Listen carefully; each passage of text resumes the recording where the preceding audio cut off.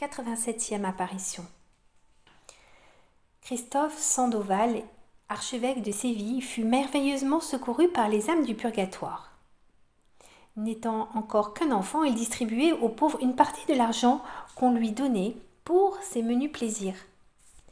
Devenu grand, sa piété envers les morts augmenta avec les années. Il donnait pour eux beaucoup de choses qui lui étaient utiles et nécessaires. Étant à l'université de Louvain, il arriva que l'argent qu'il attendait de ses parents tarda à venir et qu'il se trouva sans le sou, pas même pour manger.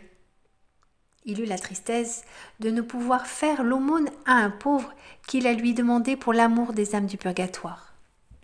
Il en eut un si grand chagrin qu'il entra dans une église pour prier au moins pour ses chères âmes.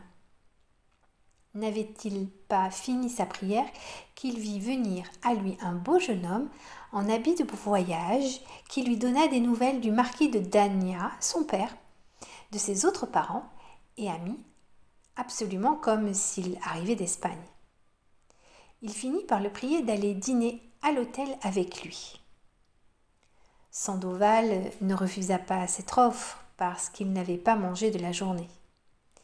Ils se mettent à table et continuent à s'entretenir pendant le repas, après lequel l'étranger lui remit une somme d'argent, lui disant d'en faire ce qu'il voudra, puis se retira.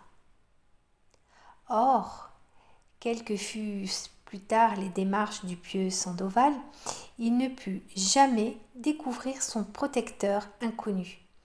Jamais l'argent ne fut réclamé et il se trouva que c'était exactement la somme dont il avait besoin pour attendre ses lettres en retard. Il se persuada que le ciel avait fait un miracle en lui envoyant une des âmes du purgatoire, que ses prières et ses aumônes avaient été soulagées. Ce fut aussi la croyance du pape Clément VIII auquel il raconta ce fait. Ce pontife lui fit un devoir de publier ce prodige afin que les fidèles fussent excités par là à prier et à faire l'aumône pour les défunts. Sandoval, devenu archevêque, fit son possible durant toute sa vie pour répandre la dévotion en faveur des âmes du purgatoire. Combien d'argent on dépense inutilement pour des plaisirs d'un moment?